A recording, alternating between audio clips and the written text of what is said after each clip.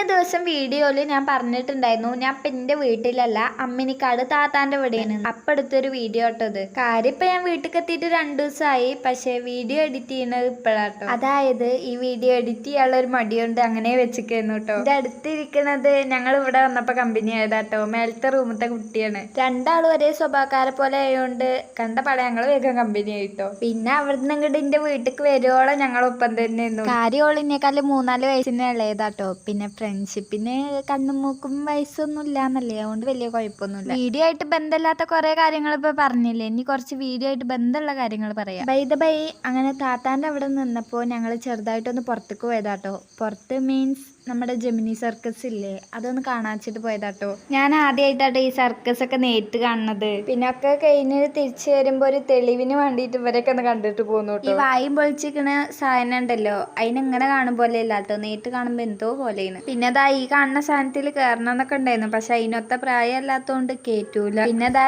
ഈ വഴി വന്നു കഴിഞ്ഞാൽ നെസ്റ്റോലൊന്ന് കയറാതെ പോണത് മോശമല്ലേ, അതുകൊണ്ട് അവിടുന്ന് നേരെ ഞങ്ങള് നെസ്റ്റോല് കയറിട്ടോ. പിന്നെ അവിടുന്ന് കുറച്ച് സാധനങ്ങൾ വാങ്ങിക്കാനൊക്കെ ഉണ്ട്. വന്നപ്പോ മുതൽ ഐസു ഇതൊന്നും ഇറങ്ങിയിട്ടില്ല കേട്ടോ. അല്ല, ഒരു കണക്കിന് പറയുകയാണെങ്കിൽ ഇതന്നെ കേട്ടോ നല്ലത്. അല്ലെങ്കിൽ പിന്നെ ഓടിയിട്ടും ചാടിയിട്ടും നെസ്റ്റോത്തെ CCTVന്റെ കണ്ണ് വെട്ടിച്ചിട്ട് വരെ ഓനെങ്കിടയിൽ ഓടിപ്പോ. മുന്നത്തെ വീഡിയോയിൽ പറഞ്ഞ പോലെ തന്നെ കുസൃതിത്തരം കുറച്ച് കൂടുതലാണ്. കുസൃതി കുറച്ച് കൂടുതലാണെങ്കിലും ആള് പഞ്ചപാവാട്ടോ. ആ നിപ്പ് കണ്ടാൽ തന്നെ അറിയില്ലേ എന്തൊരു നിഷ്കുത്തരം.